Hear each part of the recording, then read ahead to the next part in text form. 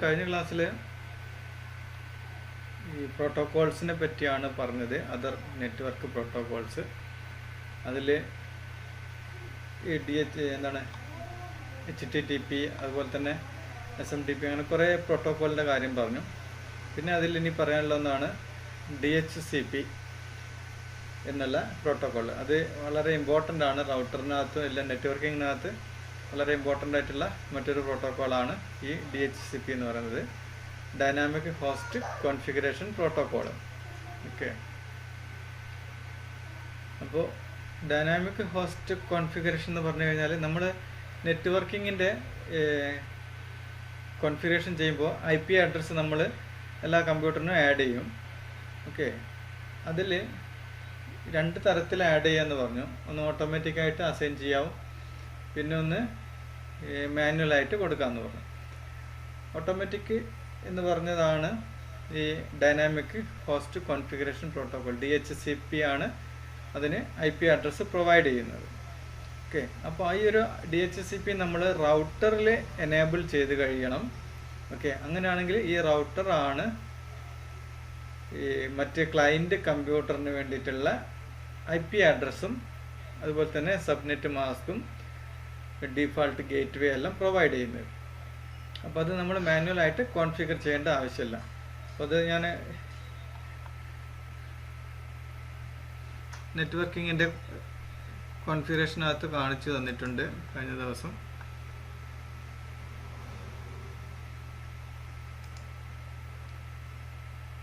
നമ്മൾ നെറ്റ്വർക്കിൻ്റെ പ്രോപ്പർട്ടീസിൽ പോയി കഴിഞ്ഞാൽ നിങ്ങൾക്കറിയാം ഈതർനെറ്റ് പ്രോട്ടോക്കോള്. ഇവിടെ നമ്മൾ ഓട്ടോമാറ്റിക്കായിട്ടും TCP IP അഡ്രസ്സ് ആഡ് ചെയ്യാൻ പറ്റും. ഇതിൻ്റെ പ്രോപ്പർട്ടീസ് ഇല്ലേ, TCP IP വേർഷൻ 4ൻ്റെ പ്രോപ്പർട്ടീസ് എടുത്ത് നോക്കിയാൽ obtain an IP address automatically എന്നുണ്ട്. പിന്നെ യൂസ് ഫോളോയിങ് IP അഡ്രസ്സ് എന്ന് പറഞ്ഞാൽ നമുക്ക് മാനുവലായിട്ടും കോൺഫിഗർ ചെയ്യാൻ പറ്റും. അപ്പോൾ ഈ DHCP എനേബിൾ ചെയ്തതാണെങ്കിൽ ഓട്ടോമാറ്റിക്കായിട്ട് IP അസൈൻ ചെയ്യും എല്ലാ കമ്പ്യൂട്ടറിലും.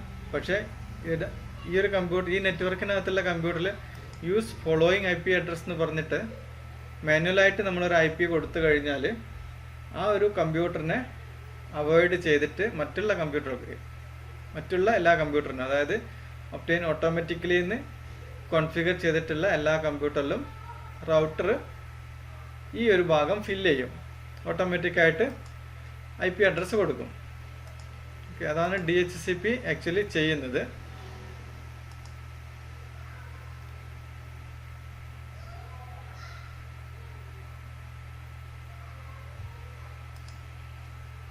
ഓക്കെ, അപ്പോൾ നമുക്കതിൻ്റെ നോട്ട്സ് ഒന്ന് നോക്കാം. ഡൈനാമിക് ഹോസ്റ്റ് കോൺഫിഗറേഷൻ പ്രോട്ടോക്കോൾ, അതാണ് അതിൻ്റെ ഫുൾ നെയിം കേട്ടോ. Is a network management protocol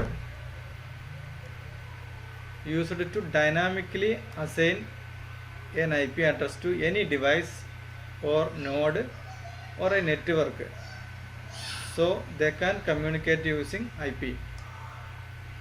അപ്പോൾ ഈ ഒരു IP പ്രൊവൈഡ് ചെയ്യുന്നത് DHCP ആണ്. DHCP automate and centrally manage this configuration. There is no need to manually assign IP address to new devices. Therefore there is no requirement for any configuration. അതായത് ഈ DHCP enable ചെയ്തിട്ടുള്ള ഏതെങ്കിലും ഒരു നെറ്റ്വർക്കിൽ പുതിയൊരു computer add ചെയ്യുമ്പോൾ just cable connect ചെയ്ത് കൊടുത്താൽ മാത്രം മതി, അതിൻ്റെ IP അഡ്രസ്സ് ഓട്ടോമാറ്റിക്കായിട്ട് വന്നോളൂ.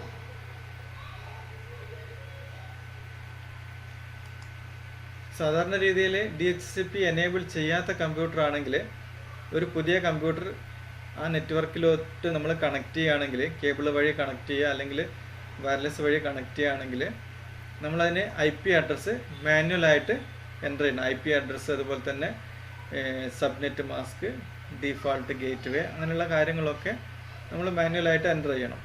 പക്ഷേ ഈ ഒരു ഫങ്ഷൻ എനേബിൾ ചെയ്ത് വെച്ചിട്ടുള്ള റൗട്ടറാണെങ്കിൽ അതൊക്കെ ഓട്ടോമാറ്റിക്കായിട്ട് എൻ്റർ ചെയ്തോളും. DHCP can implement on local network as well as large enterprise network. വലിയ നെറ്റ്വർക്കിനകത്ത് സിസ്റ്റത്തിനകത്തൊക്കെ DHCP ഇംപ്ലിമെൻറ്റ് ചെയ്യാൻ പറ്റുന്നതാണ്.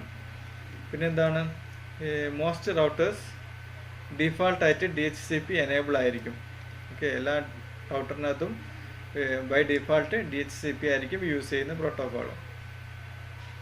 പിന്നെ അതിന് പറയുന്ന മറ്റൊരു പേരാണ് RFC 231, അതായത് റിക്വസ്റ്റ് ഫോർ കമൻസ് 2131 എന്നുള്ള RFC 2131. ഓക്കെ, അപ്പോൾ മെയിനായിട്ട് ഈ DHCP തന്നെയാണ് പറയുന്നത്. ഇത് വളരെ റെയറായിട്ട് തിയററ്റിക്കലി പറയുന്നതേ ഉള്ളൂ. കൂടുതലായിട്ടും DHCP എന്നുള്ള ടെക്നിക്കൽ വേർഡ് തന്നെയാണ് യൂസ് ചെയ്യുന്നത്.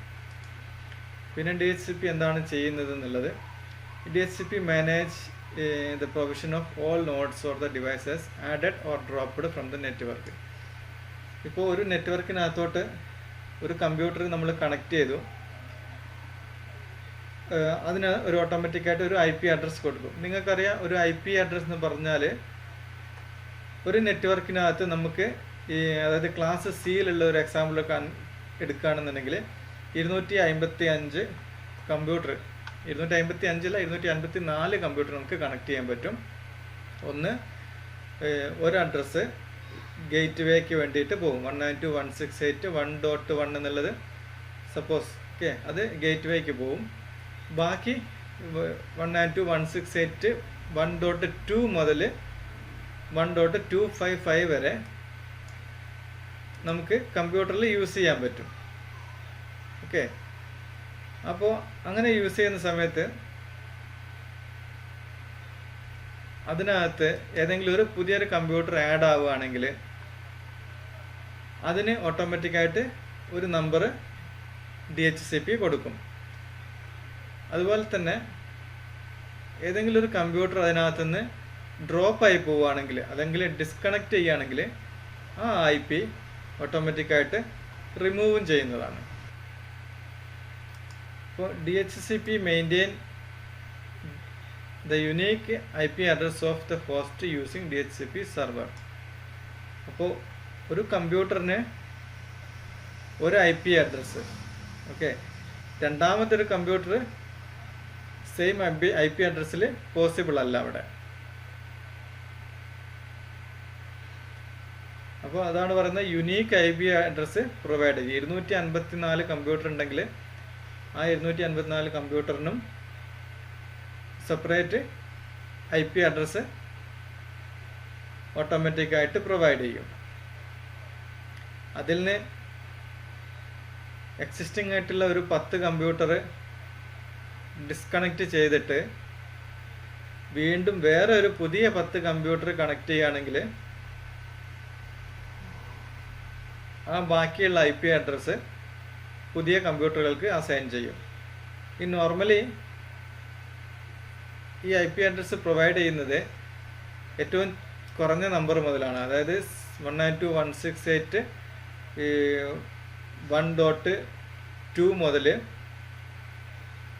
3, 4, 5 അങ്ങനെ ഫ്രം ലോവസ്റ്റ് നമ്പർ മുതൽ ഹയസ്റ്റ് നമ്പറിലേക്കാണ് IP അഡ്രസ്സ് പ്രൊവൈഡ് ചെയ്യുന്നത് ഓട്ടോമാറ്റിക്കായിട്ട്. അപ്പോൾ ഈ DHCPക്ക് ഒരു റിക്വസ്റ്റ് വരുമ്പോൾ, അതായത് ഒരു കമ്പ്യൂട്ടർ ആ ഒരു നെറ്റ്വർക്കിൽ കണക്റ്റ് ആവുമ്പോൾ DHCP സെർവറിൽ ഒരു റിക്വസ്റ്റ് കിട്ടും. ഒരു പുതിയ കമ്പ്യൂട്ടർ കണക്ട് ചെയ്തു എന്ന് പറഞ്ഞൊരു റിക്വസ്റ്റ് കിട്ടും. അപ്പോൾ ആ DHCP സെർവർ ഈ അവൈലബിൾ ആയിട്ടുള്ള IP അഡ്രസ്സുകളിൽ ഏറ്റവും ലോവസ്റ്റ് ആയിട്ടുള്ള IP അഡ്രസ്സ് ആ ഒരു കമ്പ്യൂട്ടറിന് കൊടുക്കുന്നതാണ്, അസൈൻ ചെയ്യുന്നതാണ്. അപ്പോൾ ഈ DHCP സെർവറിനകത്ത് എപ്പോഴും ഒരു ലിസ്റ്റ് ഉണ്ടാവും. ഏതൊക്കെ ഡിവൈസ് ഏതൊക്കെ IP നമ്പർ യൂസ് ചെയ്തു, ഏതൊക്കെ IP നമ്പർ അവൈലബിൾ ആണ്, ഫ്രീ ആയിട്ടുണ്ട് എന്നുള്ള കാര്യങ്ങളൊക്കെ ഉണ്ടാവും. അതിനനുസരിച്ച് ആണ് ഈ IP അഡ്രസ്സ് പ്രൊവൈഡ് ചെയ്യുന്നത്. അപ്പോൾ ഇതിന് IP വേർഷൻ 4, 6 ഉണ്ട് എന്നുള്ള കാര്യങ്ങളൊക്കെ നമ്മൾ പറഞ്ഞതാണ്. പിന്നെ വർക്കിംഗ് ഓഫ് DHCP. അപ്പോൾ ഇത് DHCP അതായത് നെറ്റ്വർക്ക് ക്ലയൻറ്റുകൾ, കുറേ കമ്പ്യൂട്ടർ. ഓക്കെ, ഇവിടെ DHCP സെർവർ. ഈ DHCP സെർവർ എന്ന് പറയുന്നത് റൗട്ടറിനകത്ത് ഉള്ളതാണ്. ഓക്കെ, അല്ലെങ്കിൽ ഒരു നെറ്റ്വർക്കിനകത്തുള്ളതാണ്. അപ്പോൾ ഈ ഒരു DHCP സെർവറാണ് മറ്റുള്ള കമ്പ്യൂട്ടറുകൾക്ക് IP അഡ്രസ്സ് പ്രൊവൈഡ് ചെയ്യുന്നത്. ഓക്കെ, ഈ DHCP സെർവർ എന്ന് പറയുന്നത് ഒരു റൗട്ടർ ആവാം, ഓക്കെ. അപ്പോൾ ഒരു നെറ്റ്വർക്കിനകത്തുള്ള ഒരു റൗട്ടറിലേക്ക് അല്ലെങ്കിൽ ഒരു സ്വിച്ചിലേക്ക് ഒരു കമ്പ്യൂട്ടർ കണക്ട് ചെയ്യുമ്പോൾ ഇതേ സീരീസിലുള്ള, ഇതിനകത്ത് നിങ്ങൾക്ക് കാണാൻ പറ്റും 192.168.0 എന്ന് തുടങ്ങുന്ന നമ്പറാണ് എല്ലാം വരുന്നത്. ആ ഒരു നമ്പറിലുള്ള നെറ്റ്വർക്കാണിത്. ഓക്കെ. ആ ഒരു നെറ്റ്വർക്കിനകത്ത് അതേ സീരീസിനകത്തുള്ള IP അഡ്രസ്സുകൾ ഇത് DHCP സെർവർ ഓട്ടോമാറ്റിക്കായിട്ട് പ്രൊവൈഡ് ചെയ്യും. അപ്പോൾ 1 മുതൽ 255 വരെ ഉള്ള 254 നമ്പറുകൾ കൊടുക്കും. 1.1 എന്നുള്ളത് ഗേറ്റ് വേക്കാണ് അസൈൻ ചെയ്യുന്നത്.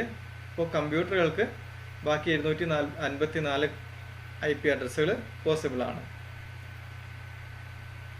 ഇപ്പോൾ പുതിയൊരു കമ്പ്യൂട്ടർ കണക്ട് ചെയ്യുമ്പോൾ അവൈലബിൾ ആയിട്ടുള്ള മറ്റൊരു നമ്പർ ആ കമ്പ്യൂട്ടറിന് കൊടുക്കും. അതേപോലെ തന്നെ ഏതെങ്കിലും ഒരു കമ്പ്യൂട്ടർ ഇതിനകത്ത് നിന്ന് ഡിസ്കണക്റ്റ് ആവുകയാണെങ്കിൽ ആ ഒരു നമ്പർ വേറെ പുതുതായിട്ട് കണക്ട് ചെയ്യുന്ന കമ്പ്യൂട്ടറിനകത്തായിരിക്കും അസൈൻ ചെയ്യുന്നത്. അപ്പോൾ ഇങ്ങനെ വരുന്നത് കൊണ്ട് വേറെ ഒരു പ്രശ്നമുണ്ട്. ഇപ്പോൾ സപ്പോസ് ഏതെങ്കിലും പ്രിൻ്ററോ മറ്റോ ഇങ്ങനെ ഒരു കമ്പ്യൂട്ടറിൽ അസൈൻ ചെയ്തിട്ടുണ്ട് ഒരു നെറ്റ്വർക്കിൽ. ഓക്കെ. പ്രിൻ്റർ ഓഫായിരിക്കുന്ന അവസരത്തിൽ, അതായത് നെറ്റ്വർക്ക് പ്രിൻ്റർ ഓഫായിരിക്കുന്ന അവസരത്തിൽ വേറെ ഏതെങ്കിലും പുതിയ ഡിവൈസ് കണക്ട് ചെയ്യുകയാണെങ്കിൽ എന്ത് സംഭവിക്കും? ഈ പ്രിൻ്ററിൻ്റെ IP പുതിയതായിട്ട് വരുന്ന കമ്പ്യൂട്ടറിനോ അല്ലെങ്കിൽ മൊബൈൽ ഡിവൈസിനോ അസൈൻ ചെയ്യും. അപ്പോൾ എന്താ സംഭവിക്കുക? പ്രിൻ്റർ വർക്ക് ചെയ്യില്ല. അങ്ങനെയുള്ള പ്രോബ്ലംസ് ഉണ്ട്. അങ്ങനെയുള്ള കേസിൽ റൗട്ടർ ഒന്ന് റീസ്റ്റാർട്ട് ചെയ്താൽ പ്രോബ്ലം സോൾവ് ആവുകയും ചെയ്യും. DHCP runs at application layer. Application ലെയറിലാണ് ഇത് വർക്ക് ചെയ്യുന്നത്. പിന്നെ IP address to DHCP client and nodes to allocate configuration DHCP client. അപ്പോൾ ഇൻഫർമേഷൻ, അത് കൊടുക്കുന്ന ഇൻഫർമേഷനാണ് subnet mask, default gateway, പിന്നെ IP address and domain name system address. അങ്ങനെയുള്ള ഇൻഫർമേഷൻസാണ് ഈ DHCP സെർവർ കമ്പ്യൂട്ടറിന് വേണ്ടി പ്രൊവൈഡ് ചെയ്യുന്നത്.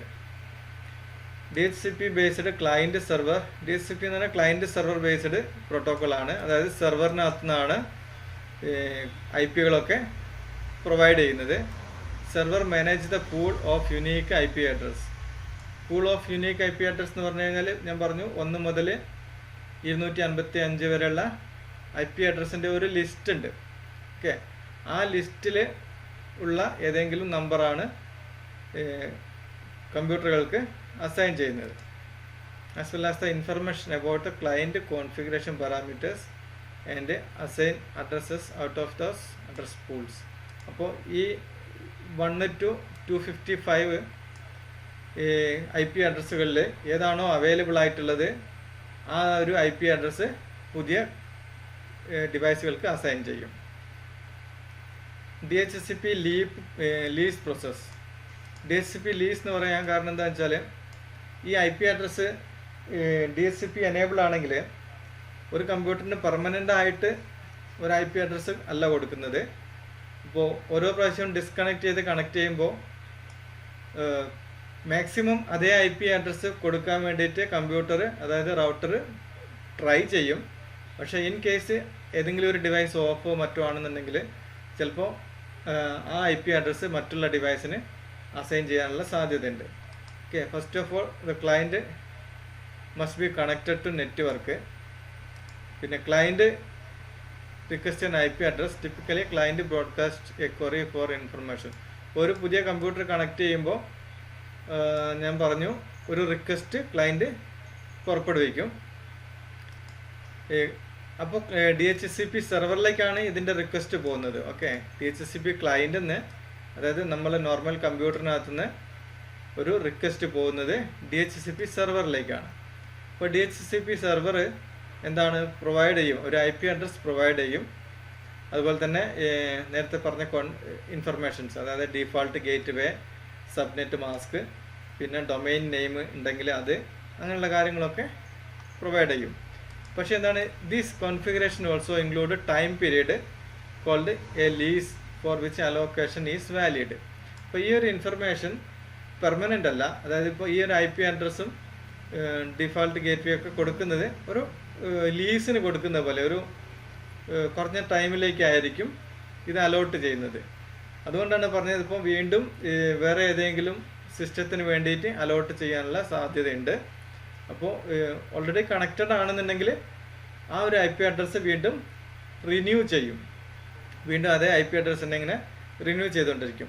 ഡിസ്കണക്ട് ചെയ്യുകയാണ്, പകരം വേറെ കമ്പ്യൂട്ടർ അല്ലെങ്കിൽ നെറ്റ് ഡിവൈസ് കണക്ട് ചെയ്യുകയാണെങ്കിൽ ആ IP അഡ്രസ്സ് മറ്റുള്ള കമ്പ്യൂട്ടറിന് അസൈൻ ആവാനുള്ള സാധ്യതയുണ്ട്. അപ്പോൾ അങ്ങനെ ചേഞ്ച് ആവാൻ പാടില്ല എന്നുണ്ടെങ്കിൽ നമ്മളെന്താ ചെയ്യാം, ആ ഒരു device suppose printer, okay, printer പോലുള്ള ഡിവൈസിന് നമ്മൾ മാനുവലായിട്ട് IP അഡ്രസ്സ് അസൈൻ ചെയ്യും. അങ്ങനെ ചെയ്ത് കഴിഞ്ഞാൽ ആ മാനുവലായിട്ട് കൊടുത്തിട്ടുള്ള IP അഡ്രസ്സ് പിന്നെ ചേഞ്ച് ആവില്ല. അതായത് ഈ റൗട്ടർ അവിടെ വേറെ IP പ്രൊവൈഡ് ചെയ്യില്ല. ഓക്കെ, അപ്പോൾ എന്താണ്, പ്രിൻ്റർ നമുക്ക് എപ്പോഴും മറ്റുള്ള കമ്പ്യൂട്ടറിനൊക്കെ യൂസ് ചെയ്യാൻ പറ്റും. ഓക്കെ, ഇൻ കേസ് നമ്മൾ പ്രിൻ്റർ ഓഫാക്കി വെച്ചിട്ടാണ് ഈ റൗട്ടർ സ്റ്റാർട്ട് ചെയ്യുന്നതെങ്കിൽ ചിലപ്പോൾ ആ മാനുവലായിട്ട് കൊടുത്തിട്ടുള്ള IP അഡ്രസ്സ് വേറെ ഏതെങ്കിലും ഡിവൈസിന് അസൈൻ ചെയ്യും. അങ്ങനെയുള്ള കണ്ടീഷനിലാണ് ഞാൻ പറഞ്ഞത് ഈ പ്രിൻ്ററൊന്നും നെറ്റ്വർക്ക് പ്രിൻ്ററൊന്നും വർക്ക് ചെയ്യുന്നില്ല എന്നുണ്ടെങ്കിൽ റൗട്ടറാണ് ആദ്യം ഒന്ന് റീസ്റ്റാർട്ട് ചെയ്യേണ്ടത്.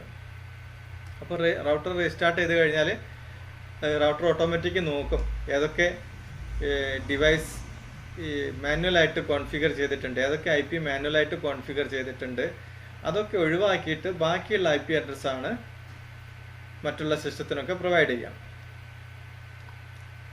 When refreshing an assignment, a DHCP client requests the same parameter, but the DHCP server may assign a new IP address. This is based on the policies set by the administrator. ഇതാണ് ഞാൻ പറഞ്ഞത്, ഈ network അതായത് DHCP lease time എന്ന് പറയുന്നുണ്ട്. അപ്പോൾ ആ ഒരു ടൈം കഴിയുമ്പോൾ വീണ്ടും അതേ IP അഡ്രസ്സ് സെയിം പാരാമീറ്ററിന് വേണ്ടിയിട്ട് സിസ്റ്റം റിക്വസ്റ്റ് ചെയ്യും. ഓക്കെ, ആ സമയത്ത് DHCP സെർവറിൽ ആ ഒരു IPയും ആ ഒരു ഇൻഫർമേഷനും അവൈലബിൾ ആണെങ്കിൽ വീണ്ടും അതേ ഡീറ്റെയിൽസ് തന്നെ അതേ കമ്പ്യൂട്ടറിന് അല്ലെങ്കിൽ അതേ പ്രിൻ്ററിന് അസൈൻ ചെയ്യും. അത് അവൈലബിൾ അല്ല എന്നുണ്ടെങ്കിൽ പകരം പുതിയ IP അഡ്രസ്സ് ആയിരിക്കും അസൈൻ ചെയ്യുന്നത്. ഓക്കെ, അതുകൊണ്ടാണ് പറഞ്ഞത് ഇങ്ങനെയുള്ള ലീസ് ടൈമിൻ്റെ പ്രോബ്ലം ഇല്ലാതിരിക്കാൻ വേണ്ടിയിട്ടാണ്. ഒരു നെറ്റ്വർക്കിനകത്ത് ഇപ്പോൾ കമ്പ്യൂട്ടറിൻ്റെ IP അഡ്രസ്സ് മാറിയാലും നെറ്റ്വർക്ക് വർക്ക് ചെയ്യുന്നതിനും കാര്യങ്ങളൊന്നും കുഴപ്പമില്ല. പക്ഷേ ഒരു പ്രിൻ്റർ ഷെയർ ചെയ്തിട്ടുണ്ടെങ്കിൽ, നെറ്റ്വർക്ക് പ്രിൻ്റർ IP വെച്ച് ഷെയർ ചെയ്തിട്ടുണ്ടെങ്കിൽ അത് മറ്റ് കമ്പ്യൂട്ടറിന് കിട്ടണമെന്നുണ്ടെങ്കിൽ ആ പ്രിൻ്ററിൻ്റെ IP അഡ്രസ്സ് കോൺസ്റ്റൻ്റ് ആയിട്ട് ചേഞ്ച് ആവാതെ ഇരിക്കണം. അങ്ങനെയുള്ള കേസിൽ നമ്മൾ ആ കമ്പ്യൂട്ടറിന് മാനുവലായിട്ട് IP അഡ്രസ്സ് അസൈൻ ചെയ്യും. അതായത് 192.168.1.100 എന്നോ മറ്റോ ഒരു പെർമനൻ്റ് ആയിട്ട് ഒരു നമ്പർ ഒരു പ്രിൻ്ററിന് കൊടുക്കും. അപ്പോൾ ആ ഒരു 100 എന്നുള്ള നമ്പർ ഈ നമ്മുടെ DHCP സെർവർ വേറെ കമ്പ്യൂട്ടറിനൊന്നും അസൈൻ ചെയ്യില്ല. ഓക്കെ, അപ്പോൾ ഏത് കമ്പ്യൂട്ടറിനും നമുക്ക് പ്രിൻ്റർ ആക്സസ് ചെയ്യണമെന്നുണ്ടെങ്കിൽ പ്രിൻ്റർ ഓൾറെഡി നെറ്റ്വർക്കിൽ എക്സിസ്റ്റിംഗ് ആയിരിക്കും. എന്താണ് IP കോൺഫ്ലിക്റ്റ് അങ്ങനത്തെ കാര്യങ്ങളൊന്നും വരില്ല. അപ്പോൾ ഇൻ കേസ് ഏതെങ്കിലും രണ്ട് കമ്പ്യൂട്ടറിന് നമ്മൾ മാനുവലായിട്ട് ഒരേ IP അഡ്രസ്സ് ആഡ് ചെയ്യുകയാണെങ്കിൽ നമുക്ക് നെറ്റ്വർക്കിന് താഴെ ഒരു മെസ്സേജ് കാണിക്കും IP കോൺഫ്ലിക്റ്റ് എന്ന് പറഞ്ഞിട്ട്. കാരണം ഒരു നെറ്റ്വർക്കിൽ ഒരു IP ഉള്ള ഒരു കമ്പ്യൂട്ടറേ പാടുള്ളൂ, ഒരു IP അഡ്രസ്സുള്ള ഒരു കമ്പ്യൂട്ടറേ പാടുള്ളൂ. അപ്പോൾ ഏതെങ്കിലും രണ്ട് കമ്പ്യൂട്ടറിനകത്ത് നമ്മൾ മാനുവലായിട്ട് ഒരേ IP അഡ്രസ്സ് കൊടുത്തു കഴിഞ്ഞാൽ നമ്മുടെ സെർവർ DHCP സെർവർ ഒരു മെസ്സേജ് കാണിക്കും IP നമ്പർ കോൺഫ്ലിക്റ്റ് ആണ് എന്നുള്ളത്. ഓക്കെ, അപ്പോൾ നമുക്കത് നോക്കിയിട്ട് എവിടെയാണ് മിസ്റ്റേക്ക് എന്നുള്ളത് കണ്ടുപിടിക്കാൻ പറ്റും. പിന്നെ concept of DHCP. Working with the DHCP, it is important to understand the components. Following are the list of components. ഇപ്പോൾ DHCPൻ്റെ വർക്കിംഗ് ആണ്. അതിനകത്ത് DHCP സെർവർ എന്ന് പറഞ്ഞൊരു ഭാഗമുണ്ടെന്ന് പറഞ്ഞു. DHCP സെർവറിലാണ് ഈ പ്രൊവൈഡ് ചെയ്യാൻ വേണ്ടിയിട്ടുള്ള IP അഡ്രസ്സിൻ്റെ ഡീറ്റെയിൽസും കാര്യങ്ങളൊക്കെ ഉള്ള അടങ്ങിയിട്ടുള്ളത്. Okay, DHCP server is acknowledged device running the DHCP services that hold IP addresses and related configuration information. This is typically a server or a router. ഇപ്പോൾ DHCP സെർവർ എന്ന് പറഞ്ഞു കഴിഞ്ഞാൽ ആ ഒരു നെറ്റ്വർക്കിലേക്ക് ആവശ്യമായിട്ടുള്ള IP അഡ്രസ്സുകളും അതുപോലെ തന്നെ അതിൻ്റെ റിലേറ്റഡ് ഇൻഫർമേഷൻ ആയിട്ടുള്ള നെറ്റ് ഇതാണ് default gateway, subnet mask, അങ്ങനെയുള്ള കാര്യങ്ങളൊക്കെ കീപ്പ് ചെയ്യുന്ന ഒരു സിസ്റ്റമാണ്. ഓക്കെ, ആ ഡിവൈസാണ് ടിപ്പിക്കലി അതൊരു സെർവർ ആയിരിക്കാം, കോൺഫിഗർ ചെയ്തിട്ടുള്ള ഒരു സെർവർ ആയിരിക്കാം, അല്ലെങ്കിൽ ഒരു റൗട്ടർ ആയിരിക്കാം. ഓക്കെ, പിന്നെ DHCP ക്ലയൻറ്റ് എന്ന് പറഞ്ഞാൽ ഒരു എൻഡ് ഡിവൈസാണ്. അതായത് നമ്മൾ യൂസ് ചെയ്യുന്ന ഒരു കമ്പ്യൂട്ടർ അല്ലെങ്കിൽ നമ്മുടെ കയ്യിലുള്ള ഒരു മൊബൈൽ, വയർലെസ് എനേബിൾഡ് ആയിട്ടുള്ള ഒരു മൊബൈൽ അല്ലെങ്കിൽ ഒരു വയർലെസ് പ്രിൻ്റർ, അങ്ങനെയുള്ള കാര്യങ്ങളൊക്കെ എന്താണ് എൻഡ് ഡിവൈസാണ്. അതായത് DHCP ക്ലയൻ്റ് ആണ്. ഓക്കെ, DHCP സെർവർ എന്ന് പറയുന്നത് ഒരു റൗട്ടർ ആവാം അല്ലെങ്കിൽ ഒരു സെർവർ കമ്പ്യൂട്ടർ ആവാം. ഓക്കെ, ആ സെർവർ കമ്പ്യൂട്ടറിനായിരിക്കും അങ്ങനെയാണെങ്കിൽ ഈ IP അഡ്രസ്സൊക്കെ പ്രൊവൈഡ് ചെയ്യുന്നത്. ഓക്കെ, പിന്നെ this can be any device like computer, laptop, പിന്നെ IoT, ഇൻ്റർനെറ്റ് ഓഫ് തിങ്സ് അല്ലേ. IoT എന്ന് പറഞ്ഞാൽ ഇൻ്റർനെറ്റ് ഓഫ് തിങ്സ് എന്ന് പറഞ്ഞാൽ എന്തും ആവാം. ഇത് നമ്മുടെ IT സപ്പോർട്ട് ചെയ്യുന്ന, അതായത് ഇൻഫർമേഷൻ ടെക്നോളജിയിലുള്ള ലേറ്റസ്റ്റ് ആയിട്ടുള്ള ഫ്രിഡ്ജ് ആവാം, വാഷിംഗ് മെഷീൻ ആവാം, അങ്ങനെയുള്ള IP ആയിട്ട് കണക്ട്, ഇൻ്റർനെറ്റുമായിട്ട് IP ക്യാമറ ആവാം. ഓക്കെ, അങ്ങനെയുള്ള എന്ത് ഡിവൈസും ആവാം. Okay, end point or anything else that require connectivity to the network. Okay, network connectivity ആവശ്യമുള്ള എന്തും ഈ എൻഡ് ഡിവൈസ്, അതായത് DHCP ക്ലയൻ്റ് ആണ്. Most of the devices are configured to receive DHCP information by default. അപ്പോൾ നെറ്റ്വർക്കിൽ connect ചെയ്യാൻ പറ്റുന്ന ഡിവൈസുകളൊക്കെ വരുന്നത് തന്നെ എന്താണ് DHCP ഇൻഫർമേഷൻ റിസീവ് ചെയ്യാനുള്ള കണ്ടീഷനിലായിരിക്കും. അതായത് ഒരു DHCP ക്ലയൻ്റ് ആയിട്ടാണ് ഇപ്പോൾ എന്താണ് IP ക്യാമറയും അതുപോലെ തന്നെ ലാപ്ടോപ്പും മൊബൈലും ഒക്കെ വരുന്നത്. അതൊക്കെ ഒരു എൻഡ് ഡിവൈസാണ്. പിന്നെ IP അഡ്രസ് പൂൾ എന്ന് പറയുന്നത്, IP address pool is the range of addresses that are available to the DHCP client. Okay, IP addresses are typically handed out sequentially from lowest to highest. അപ്പോൾ എന്താണ് പറഞ്ഞാൽ അതിൽ ഈ IP address എന്ന് പറഞ്ഞാൽ available ആയിട്ടുള്ള IP അഡ്രസ്സിൻ്റെ റേഞ്ചാണ് ഈ IP address pool എന്ന് പറയുന്നത്. ഈ അവൈലബിൾ എന്ന് പറഞ്ഞു കഴിഞ്ഞാൽ അതിനകത്ത് മാനുവലായി കോൺഫിഗർ ചെയ്തിട്ടുള്ള IP അഡ്രസ്സ് പെടില്ല.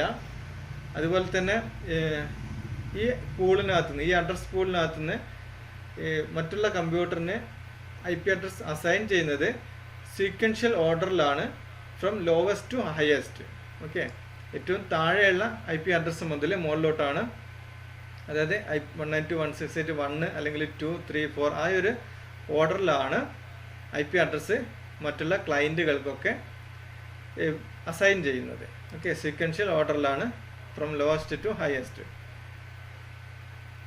പിന്നെ സബ്നെറ്റ് എന്ന് പറഞ്ഞു കഴിഞ്ഞാൽ നമ്മൾ VLAN എന്ന് പറഞ്ഞപ്പോൾ നമ്മൾ പറഞ്ഞു ഒരു നെറ്റ്വർക്കിനകത്ത് തന്നെ എന്താണ് അതിനെ ഡിവൈഡ് ചെയ്യുക, പാർട്ടീഷൻ ചെയ്യുക. നമ്മുടെ നെറ്റ്വർക്കിനെ ഒരു group, sales group, marketing group എന്നുള്ള രീതിയിൽ ഡിവൈഡ് ചെയ്യുന്നതിനാണ് സബ്നെറ്റ് എന്ന് പറയുക. അതായത് ഒരു മൊത്തം വലിയൊരു നെറ്റ്വർക്കിനകത്ത് സബായിട്ട് നെറ്റ്വർക്ക്. ഓക്കെ, അതാണ് സബ്നെറ്റ് എന്ന് പറയുന്നത്. മെയിൻ നെറ്റ്വർക്കിനകത്ത് സബായിട്ട് നെറ്റ്വർക്ക്. അപ്പോൾ അതിനെ പരസ്പരം നമുക്ക് എന്താണ് മാനേജ് ചെയ്യാൻ പറ്റും. Subnet is a partitioned segments of IP networks.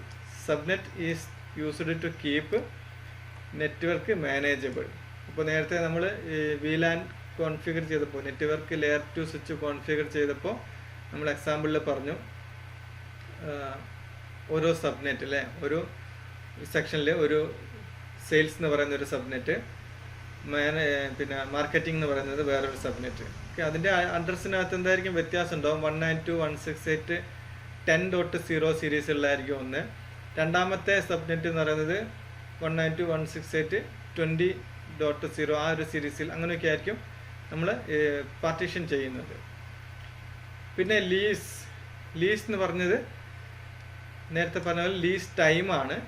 അപ്പോൾ ഒരു കമ്പ്യൂട്ടറിന് അല്ലെങ്കിൽ ഒരു നെറ്റ്വർക്ക് ഡിവൈസിന് കമ്പ്യൂട്ടർ അല്ലാതെ റൗട്ടർ അസൈൻ ചെയ്യുന്ന IP അഡ്രസ്സിൻ്റെ ടൈമാണ്. Okay, the length of time for which DHCP client hold the IP address information, അതാണ് ലീസ് ടൈം എന്ന് പറയുന്നത്. When lease time expires the client has to renew it. അപ്പോൾ ആ ഒരു ലീസ് ടൈം എക്സ്പയർ ആകുന്ന സമയത്ത് അത് ഓട്ടോമാറ്റിക്കായിട്ട് റിന്യൂ ആവും. അതൊക്കെ റൗട്ടറിനകത്ത് തന്നെ ഓട്ടോമാറ്റിക്കായിട്ട് നെറ്റ്വർക്കിൽ ഓട്ടോമാറ്റിക്കായിട്ട് ആവുന്നതാണ്. നമ്മൾ മാനുവലായിട്ടൊന്നും ചെയ്യേണ്ട ആവശ്യമില്ല. ലീസ് ടൈം കാര്യങ്ങളൊക്കെ എന്താണ് റൗട്ടറിനകത്തും കമ്പ്യൂട്ടറിൻ്റെ സിസ്റ്റത്തിനകത്തൊക്കെ സെറ്റ് ചെയ്ത് വെച്ചിട്ടുണ്ട് ഓൾറെഡി. പിന്നെ DHCP റിലേ എന്ന് പറഞ്ഞാൽ ഒരു ഹോസ്റ്റ് അല്ലെങ്കിൽ ഒരു റൗട്ടർ അല്ലെങ്കിൽ ഒരു ഹോസ്റ്റ് എപ്പോഴും എന്താണ് നെറ്റ്വർക്കിനകത്ത് പുതിയ ഒരു ഡിവൈസ് ആഡ് ചെയ്യുന്നുണ്ടോ, അതുപോലെ തന്നെ റിമൂവ് ചെയ്യുന്നുണ്ടോ, അങ്ങനെ എപ്പോഴും ഇങ്ങനെ നെറ്റ്വർക്കിന് ഇങ്ങനെ ലിസൺ ചെയ്തുകൊണ്ടിരിക്കും. ഓക്കെ, ഇപ്പോൾ പുതിയ ഡിവൈസ് വരുന്നുണ്ടെങ്കിൽ അതിനനുസരിച്ച് എന്താണ് സെർവറിലേക്ക് ഒരു കണക്ഷൻ കിട്ടണം. പുതിയ ഡിവൈസിന് നെറ്റ്വർക്ക് IP അഡ്രസ്സ് പ്രൊവൈഡ് ചെയ്യണം, അങ്ങനെയുള്ള കാര്യങ്ങളൊക്കെ ചെയ്യണം. അപ്പോൾ ഒരു കമ്പ്യൂട്ടറും സെർവറും നേരിട്ട് കണക്റ്റഡ് ആണെന്നുണ്ടെങ്കിൽ, ഓക്കെ, DHCPയും നേരിട്ട് കണക്റ്റഡ് ആണെന്നുണ്ടെങ്കിൽ അത് ഡയറക്റ്റ് ആയിട്ട് തന്നെ ആ ഒരു IP അഡ്രസ്സ് പ്രൊവൈഡ് ചെയ്യും. ഇപ്പോൾ നേരത്തെ പറഞ്ഞ രീതിയിൽ ഒരു സബ്നെറ്റിനകത്തുള്ള ഒരു കമ്പ്യൂട്ടർ ആണെന്നുണ്ടെങ്കിൽ, അല്ലെങ്കിൽ ഒരു വിർച്വൽ നെറ്റ്വർക്കിനകത്തുള്ള ഒരു കമ്പ്യൂട്ടർ ആണെന്നുണ്ടെങ്കിൽ എന്താ ചെയ്യുക, നേരിട്ട് റൗട്ടറായിട്ട് അല്ലെങ്കിൽ നേരിട്ട് ഈ ഒരു സെർവർ DHCP സെർവറായിട്ട് കണക്ഷൻ ഉണ്ടാവില്ല. അപ്പോൾ അതിൻ്റെ ആ ഒരു നെറ്റ്വർക്ക് ഏതാണോ ആ നെറ്റ്വർക്കിനകത്തു നിന്നും ഈ DHCP സെർവറിലേക്ക് ഒരു റിക്വസ്റ്റ് പോകും. ഓക്കെ, അങ്ങനെ ആ റിക്വസ്റ്റ് അതൊരു റിലേ ഏജൻ്റായിട്ട് നേരിട്ടുള്ള ഒരു എന്താണ് ഒരു റിക്വസ്റ്റ് അല്ല, ഒരു ഏജൻസി വഴി കണക്ട് ചെയ്യുന്ന പോലെ തന്നെ ഒരു നെറ്റ്വർക്കിനകത്തുനിന്ന് DHCP സെർവറിലേക്ക് ഒരു റിക്വസ്റ്റ് പോകും. ആ റിക്വസ്റ്റിന് ഒരു റിപ്ലൈ വന്നു കഴിഞ്ഞാൽ എന്താണ് ആ ഡിവൈസിന് IP അഡ്രസ് പ്രൊവൈഡ് ചെയ്യുക, അങ്ങനെയുള്ള കാര്യങ്ങളൊക്കെ പോസിബിളാണ്. അപ്പോൾ അങ്ങനെയുള്ള ആ ഒരു സിസ്റ്റത്തിനാണ് DHCP റിലേ എന്ന് പറയുന്നത്. Okay, A host or router that listen for the client messages being broadcast to the network and then forward them to the configured server. Okay, ഇപ്പോൾ ഒരു പുതിയ കമ്പ്യൂട്ടർ ഒരു റിക്വസ്റ്റ് ഒരു IP അഡ്രസ്സിന് വേണ്ടി റിക്വസ്റ്റ് ചെയ്യുകയാണെങ്കിൽ എന്ത് ചെയ്യും, ആ നെറ്റ്വർക്ക് എന്ത് ചെയ്യുക, ആ റിക്വസ്റ്റിനെ ബ്രോഡ്കാസ്റ്റ് ചെയ്യും സെർവറിലേക്ക്. അപ്പോൾ സെർവർ അതിനനുസരിച്ച് റെസ്പോണ്ട് ചെയ്തിട്ട് പകരം ഒരു IP അഡ്രസ്സ് പ്രൊവൈഡ് ചെയ്യും. അതാണ് DHCP റിലേ സിസ്റ്റം എന്ന് പറയുന്നത്. DHCP relay can be used to centralize DHCP server instead of having a server on each subnet. അപ്പോൾ അങ്ങനെ ചെയ്യുന്നത് കൊണ്ടുള്ള പ്രത്യേകത എന്താണ്? ഇപ്പം ഞാൻ പറഞ്ഞു ഒരു സബ്നെറ്റിനകത്ത് പുതിയ ഒരു കമ്പ്യൂട്ടർ കണക്ട് ചെയ്യുകയാണെങ്കിൽ എന്താണ് അതിനൊരു IP അഡ്രസ്സ് വേണം അല്ലേ? ആ IP അഡ്രസ്സ് വേണമെന്നുണ്ടെങ്കിൽ ഒന്നുകിൽ ആ സബ്നെറ്റിനകത്ത് ഒരു പുതിയ DHCP സെർവർ വേണം, അല്ലെങ്കിൽ എന്താണ് ആ കണക്ട് ചെയ്യുന്ന കമ്പ്യൂട്ടറിന് ഒരു IP അഡ്രസ്സ് പ്രൊവൈഡ് ചെയ്യാൻ ഒരു ഏജൻസി അല്ലെങ്കിൽ ഒരു ഏജൻറ്റ് റിലേ ഏജൻറ്റ് എന്താണ് സെർവറുമായിട്ട് DHCP സെർവറായിട്ട് കോണ്ടാക്ട് ചെയ്തിട്ട് വീണ്ടും എന്ത് ചെയ്യും, ആ DHCP സെർവർ ഈ ഏജൻറ്റ് വഴി സബ്നെറ്റിനകത്തുള്ള കമ്പ്യൂട്ടറിന് ഒരു IP അഡ്രസ്സ് പ്രൊവൈഡ് ചെയ്യും. അപ്പോൾ അങ്ങനെ ഒരു സിസ്റ്റം ഇല്ലാന്നുണ്ടെങ്കിൽ ഓരോ സബ്നെറ്റിനകത്തും ഓരോ DHCP സെർവർ ഇൻസ്റ്റാൾ ചെയ്യേണ്ട അവസ്ഥ വരും. അത് ഒഴിവാക്കാൻ വേണ്ടിയിട്ടാണ് DHCP റിലേ യൂസ് ചെയ്യുന്നത്.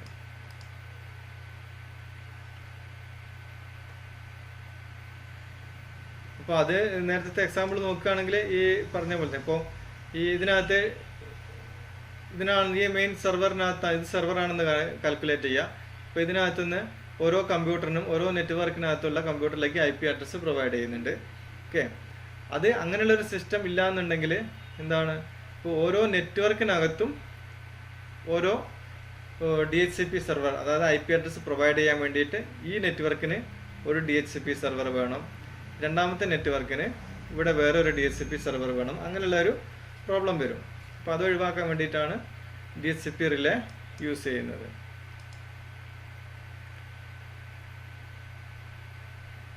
പിന്നെ ഇൻ്റർനെറ്റിൻ്റെ ബേസിക് ആയിട്ടുള്ള കുറച്ച് കാര്യങ്ങളാണ് പഠിക്കാനുള്ളത്. ഇൻ്റർനെറ്റ് എന്താണ്? അപ്പോൾ നമുക്കറിയാം, നമ്മളെ ഇൻ്റർനെറ്റ് എന്ന് പറഞ്ഞു കഴിഞ്ഞാൽ അത് കിട്ടണമെന്നുണ്ടെങ്കിൽ ഒന്നുകിൽ നമ്മൾ മൊബൈലാണെന്നുണ്ടെങ്കിൽ ഹോട്ട്സ്പോട്ടായിട്ട് കണക്ട് ചെയ്യണം, അതല്ല എന്നുണ്ടെങ്കിൽ മൊബൈലിൻ്റെ GPRS system 4G data enable ചെയ്യണം. അപ്പോൾ അതൊരു നെറ്റ്വർക്കിനകത്ത്, ഇപ്പോൾ ഒരു കമ്പ്യൂട്ടറിൻ്റെ കാര്യം പറയുകയാണെന്നുണ്ടെങ്കിൽ കമ്പ്യൂട്ടറിനകത്ത് നെറ്റ് കിട്ടണമെന്നുണ്ടെങ്കിൽ നമ്മൾ ആ കമ്പ്യൂട്ടർ ഒന്നുകിൽ വയർലെസ് വഴി റൗട്ടറായിട്ട് കണക്ട് ചെയ്യണം, അല്ലെങ്കിൽ കേബിൾ വഴി റൗട്ടറായിട്ട് കണക്ട് ചെയ്യണം. അപ്പോൾ ഇൻ്റർനെറ്റ് എന്ന് പറഞ്ഞാൽ essentially A global network of computing resources. You can think of the internet as physical collection of routers and circuits as a set of shared resources. അപ്പോൾ ഒരുപാട് റിസോഴ്സുകൾ നെറ്റ്വർക്ക് റിസോഴ്സുകൾ ഷെയർ ചെയ്യപ്പെട്ടിട്ടുള്ള ഒരു ശൃംഖലയാണ് internet എന്ന് പറയുന്നത്. അതായത് ഇൻഫർമേഷനും കാര്യങ്ങളും ഒക്കെ ഷെയർ ചെയ്തിട്ടുള്ള ഗ്ലോബൽ നെറ്റ്വർക്കാണ് ഇൻ്റർനെറ്റ് എന്ന് പറയുന്നത്. പഴയ ചില ഡെഫിനിഷൻസ് നോക്കുകയാണെങ്കിൽ A network of networks based on TCP/IP communication protocol. ഇപ്പോൾ TCP/IP കമ്മ്യൂണിക്കേഷൻ പ്രോട്ടോക്കോൾ വഴി കണക്ട് ചെയ്തിട്ടുള്ള നെറ്റ്വർക്കുകളുടെ ഒരു നെറ്റ്വർക്കാണ് internet. Okay, network of networks എന്നാണ് പറയുന്നത്. പിന്നെന്താ, A community of people who use and develop those network. അപ്പോൾ ഇൻ്റർനെറ്റ് എന്ന് പറഞ്ഞു കഴിഞ്ഞാൽ ഈ ഒരുപാട് നെറ്റ്വർക്കുകളുടെ നെറ്റ്വർക്ക് അത് യൂസ് ചെയ്യുന്ന ഒരു കമ്മ്യൂണിറ്റി ആണ് അത് അങ്ങനെയുള്ളൊരു ഗ്രൂപ്പാണ് ഇൻ്റർനെറ്റ് എന്ന് പറയുന്നത്. പിന്നെ ഇൻ്റർനെറ്റ് ബേസ്ഡ് സർവീസസ്. ഇപ്പോൾ നോർമലി നമുക്കറിയാം ഇൻ്റർനെറ്റ് എന്ന് പറഞ്ഞാൽ പരസ്പരം കണക്ട് ചെയ്ത് ഗ്ലോബലി കണക്റ്റഡ് ആയിട്ടുള്ള കമ്പ്യൂട്ടിംഗ് റിസോഴ്സുകളാണ്. അതുപോലെ തന്നെ കണക്റ്റഡ് ആയിട്ടുള്ള റൗട്ടർ, സ്വിച്ച്, അങ്ങനെയുള്ള എല്ലാം കൂടി ചേർന്നിട്ടുള്ള വലിയൊരു സിസ്റ്റമാണ് ഇൻ്റർനെറ്റ് എന്ന് പറയുന്നത്. അത് നമുക്കറിയാം. അപ്പോൾ ഇൻ്റർനെറ്റ് വരുന്ന കോമൺ സർവീസുകളും കാര്യങ്ങളൊക്കെ നമ്മൾ കഴിഞ്ഞ ക്ലാസ്സിൽ പറഞ്ഞൊക്കെ തന്നെയാണ്. ഇമെയിൽ എന്നുള്ള ഒരു സർവീസ് ഉണ്ട്, വെബ് എന്ന് പറഞ്ഞ സർവീസ് ഉണ്ട്. ഇമെയിൽ എന്ന് പറഞ്ഞു കഴിഞ്ഞാൽ മെയില് സെൻഡ് ചെയ്യാനും റിസീവ് ചെയ്യാനും വേണ്ടിയിട്ടുള്ള വേൾഡ് വൈഡ് ആയിട്ട് a fast and inexpensive way to communicate with other internet users around the world. അതാണ് ഇമെയിൽ എന്ന് പറയുന്നത്. ടെൽനെറ്റ് എന്ന് പറഞ്ഞാൽ നമ്മൾ കഴിഞ്ഞ ക്ലാസ്സിൽ പഠിച്ചു.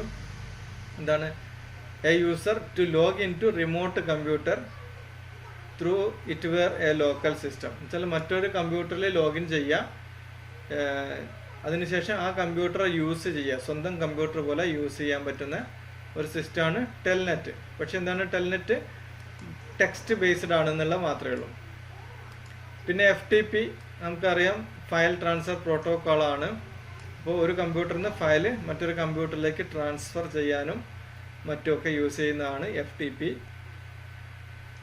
പിന്നെ യൂസ്നെറ്റ് ന്യൂസ്, അതൊരു ബുള്ളറ്റിൻ ബോർഡ്, ന്യൂസ് ബുള്ളറ്റിൻ ബോർഡാണ്.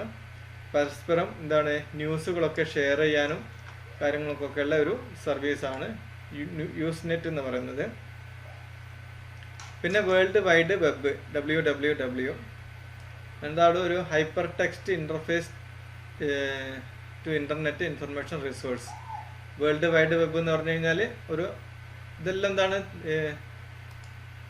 വേൾഡ് വൈഡ് വെബ് WWW എന്നുള്ളതും അതുപോലെ തന്നെ ഇമെയിലൊക്കെ അപ്ലിക്കേഷൻ ലെയർ പ്രോട്ടോക്കോളാണ്.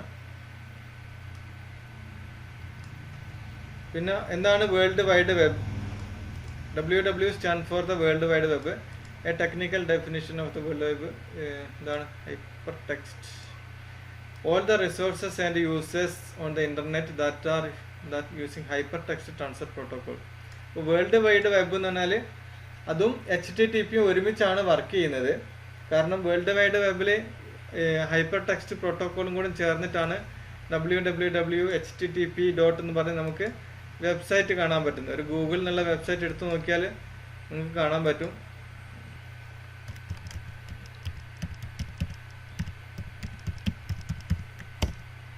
ഇപ്പോൾ ഇത് എൻ്റെ വെബ്സൈറ്റാണ്. ഇതിനകത്ത് നമ്മൾ ഇതിലും കാണിക്കുന്നില്ല.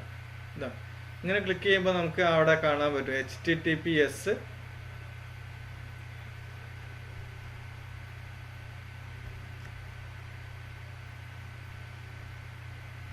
https://www എന്നുള്ള പേര് അവിടെ കാണിക്കുന്നുണ്ട്. ഓക്കെ, അതിനർത്ഥം എന്താണ്? HTTPS hyper text transfer protocol use ചെയ്യുന്നുണ്ട്, വേൾഡ് വൈഡ് വെബ് യൂസ് ചെയ്യുന്നുണ്ട്.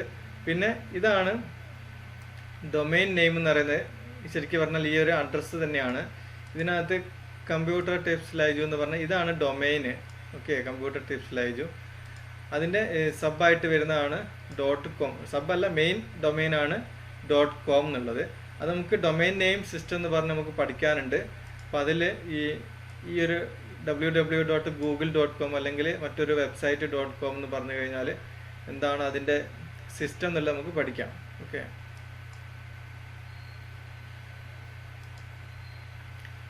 അപ്പോൾ വേൾഡ് വൈഡ് വെബ് എന്നുള്ളത് അതിൻ്റെ ഒരു കമ്പോണൻ്റ് ആണ്. പിന്നെ a broader definition comes from the organization that web inventor Tim Berners-Lee WWW consortium, അതായത് W3C എന്ന് പറയുന്ന ഒരു ടേം ഉണ്ട്. വേൾഡ് വൈഡ് വരുന്നത് അതൊക്കെ അതിൻ്റെ ഭാഗമായിട്ടാണ്. ശരിക്കും വേൾഡ് വൈഡ് വെബ് കൺസോർട്ടിയം എന്ന് പറയുന്നത് W3C ആണ്. World wide web is the universe of the network accessible information and embodiment of human knowledge. അപ്പോൾ ഇതൊക്കെ ഒന്ന് ഓർത്ത് വെക്കുക. World wide web consortium W3C, അതിൻ്റെ ഫുൾ ഫോം ഓർത്ത് വെക്കുക. വേൾഡ് വൈഡ് വെബിൻ്റെ ഫുൾ ഫോം ഓർത്ത് വെക്കുക. Okay, WWW. പിന്നെ HTTP നമ്മൾ പഠിച്ചാണ് hyper text transfer protocol. This is the protocol being used to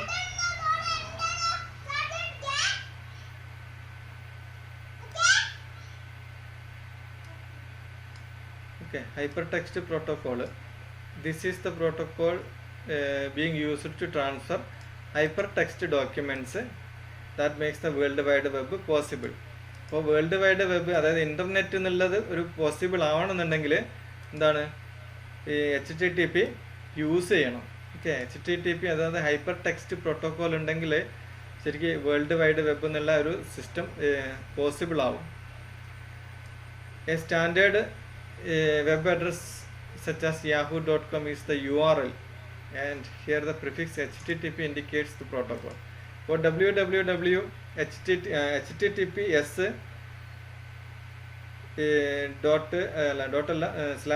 /yahoo.com എന്ന് പറയുന്നതിൽ ഈ HTTP എന്നുള്ള ഭാഗമാണ് പ്രോട്ടോക്കോള്. ഓക്കെ, യാഹൂ എന്നുള്ളതാണ് ഡൊമൈന്, അതായത് വെബ്സൈറ്റിൻ്റെ അഡ്രസ്സ്. പിന്നെ URL എന്താണെന്നുള്ളത്, URL എന്ന് പറഞ്ഞു കഴിഞ്ഞാൽ യൂണിഫോം റിസോഴ്സ് ലൊക്കേറ്റർ. URL നമ്മൾ ഒരു വെബ്സൈറ്റിൻ്റെ URL ഉണ്ടോ, ലിങ്ക് ഉണ്ടോ എന്നൊക്കെ ചോദിക്കുന്നില്ലേ. സൈറ്റിൻ്റെ ലിങ്ക് കിട്ടിയില്ല, ഗൂഗിൾ മീറ്റിൻ്റെ ലിങ്ക് കിട്ടിയില്ല എന്നൊക്കെ പറഞ്ഞില്ലേ. ആ ലിങ്ക് എന്ന് പറഞ്ഞാൽ URL ആണ്. അതിൻ്റെ ഫുൾ ഫോമാണ് യൂണിഫോം റിസോഴ്സ് ലൊക്കേറ്റർ. അപ്പോൾ ഏത് സൈറ്റിൽ നിന്നാണോ ഈ ഒരു സർവീസ് വരുന്നത് അതിൻ്റെ അഡ്രസ് ലൊക്കേഷൻ. ഇപ്പോൾ ഞാനിപ്പോൾ ഗൂഗിൾ മീറ്റ് എന്ന് പറഞ്ഞ് എൻ്റെ കമ്പ്യൂട്ടറിനകത്തുള്ള സ്ക്രീനും കാര്യങ്ങളൊക്കെയാണ് ഷെയർ ചെയ്യുന്നത്. അതിൻ്റെ യൂണിഫോം റിസോഴ്സ് ലൊക്കേറ്റർ അതാണ് URL ആയിട്ട് നമുക്ക് നമ്മൾ അയച്ചു തരുന്നത് ഗ്രൂപ്പിനകത്ത്. അപ്പോൾ അങ്ങനെ ചെയ്ത് കഴിഞ്ഞാൽ ഈ ഒരു ലൊക്കേഷനകത്ത് നിന്നുള്ള ഡാറ്റ നിങ്ങൾക്ക് കിട്ടും. Okay, and is used to specify address on the world wide web. A URL is the fundamental network identification of any resource connected to the web. Okay, അത് നമ്മൾ ഓൺലൈനായിട്ടുള്ള എന്ത് നോക്കിക്കഴിഞ്ഞാലും അതിനൊരു URL ഉണ്ടാവും. ഓക്കെ, യൂണിഫോം റിസോഴ്സ് ലൊക്കേറ്റർ ഉണ്ടാവും. അത് നമ്മൾ ഒരു ഗൂഗിളിനകത്ത് ഒരു പിക്ചർ എടുത്തിട്ട് അതിൻ്റെ ലൊക്കേഷൻ നോക്കിക്കഴിഞ്ഞാലും അതിനൊരു എന്താണ് റിസോഴ്സ് URL ഉണ്ടാവും. ഇൻ്റർനെറ്റിലുള്ള എന്ത് മെസ്സേജ് ആയാലും, sound file, image file, video file, യൂട്യൂബിനകത്തുള്ള ഫയല്, എല്ലാത്തിനും ഒരു URL നിർബന്ധമാണ്. URL have the following format, അതായത് protocol // host name / other information. ഇപ്പോൾ www.yahoo.com എന്ന് പറഞ്ഞതിൽ ആദ്യത്തെ HTTP എന്ന് പറഞ്ഞ സെക്ഷനാണ് പ്രോട്ടോകോള്. ഓക്കെ, HTTP എന്ന് പറയുന്ന കാര്യമാണ് ഇവിടെ പ്രോട്ടോകോള്. പിന്നെ യാഹു എന്ന് പറയുന്നതാണ് അതിൻ്റെ ഹോസ്റ്റ് നെയിം. .com എന്നുള്ളതാണ് അതിൻ്റെ ഡൊമൈൻ ഡീറ്റെയിൽസ്, മറ്റുള്ള ഡീറ്റെയിൽസൊക്കെ അതർ ഇൻഫർമേഷൻ എന്ന് പറഞ്ഞു വരുന്നത് അതിലാണ്. ഇപ്പോൾ വേറെ എന്തെങ്കിലും ഫയൽ ഡൗൺലോഡ് ചെയ്യുന്നത് അല്ലെങ്കിൽ അതിൻ്റെ സബായിട്ടുള്ള ഫോൾഡറുകളും മറ്റുമാണ് നമ്മൾ ആക്സസ് ചെയ്യുന്നതെങ്കിൽ അതിൻ്റെ ഇൻഫർമേഷൻ ആയിരിക്കും പിന്നീട് വരുന്നത്, അതർ ഇൻഫർമേഷൻ എന്ന് പറഞ്ഞു വരുന്നത്.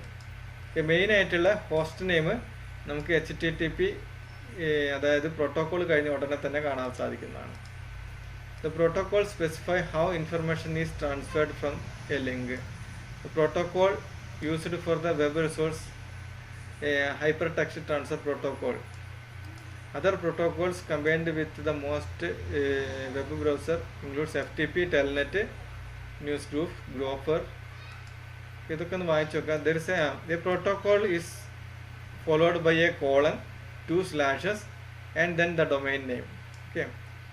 പ്രോട്ടോക്കോള് കഴിഞ്ഞ ഉടനെ ഒരു കോളനും പിന്നെ 2 സ്ലാഷും പിന്നെ ഹോസ്റ്റ് നെയിമും ഉണ്ടാവും. The domain name is the computer on which the resource is located. ഇതിനകത്ത് നമ്മൾ yahoo.com എന്ന് പറഞ്ഞു കഴിഞ്ഞാൽ യാഹു എന്ന് പറയുന്നത് യാഹു സെർവറിനകത്തുള്ള മെയിൻ കമ്പ്യൂട്ടർ ആയിരിക്കും. ഓക്കെ, അല്ലെങ്കിൽ കമ്പ്യൂട്ടറുകളുടെ അഡ്രസ്സായിരിക്കും. അതിൻ്റെ ഒരു ഡീറ്റെയിൽസ് ആണ് ഹോസ്റ്റ് നെയിം എന്ന് പറഞ്ഞിട്ടുണ്ടാവുക. ഓക്കെ, അത് ശരിക്കും ഹോസ്റ്റ് നെയിമിനെ ശരിക്കും നമുക്കൊരു IP അഡ്രസ്സായിട്ട് പകരം വെക്കാവുന്നതാണ്. ഓക്കെ, അത് നമുക്ക് നെറ്റ്വർക്കിൻ്റെ DNS എന്ന് പറയുന്ന സെക്ഷനിൽ നമുക്ക് അതിനെപ്പറ്റി പഠിക്കാം. ഗൂഗിളിൻ്റെ ഒക്കെ IP അഡ്രസ്സ് ഏതാണെന്നുള്ള അന്നേരം നോക്കാം. പിന്നെ link to a particular file or subdirectory may be further specified after the domain name.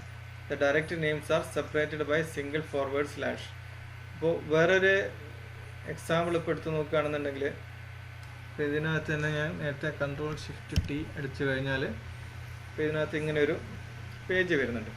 ഇതിനകത്ത് നമ്മൾ ഏതെങ്കിലും ഒരു ഫയൽ ചെക്ക് ചെയ്യുകയാണെങ്കിൽ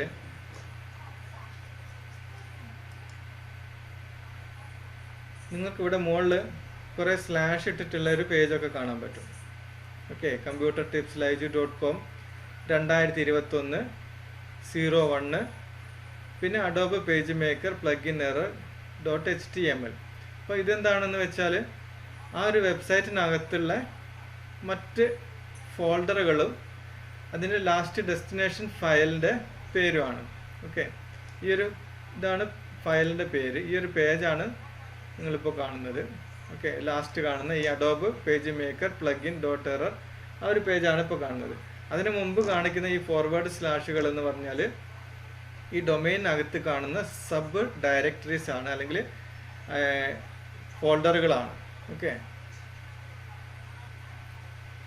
അതിനെ നമ്മൾ എന്താണ് ഫോർവേഡ് സ്ലാഷ് വെച്ചിട്ടാണ് സെപ്പറേറ്റ് ചെയ്യുന്നത്. മറ്റ് ഡയറക്ടറികളെ ഫോർവേഡ് സ്ലാഷ് വെച്ചിട്ടാണ് അതിൽ ഡിവൈഡ് ചെയ്യുന്നത് ഒരു URL-നകത്ത്.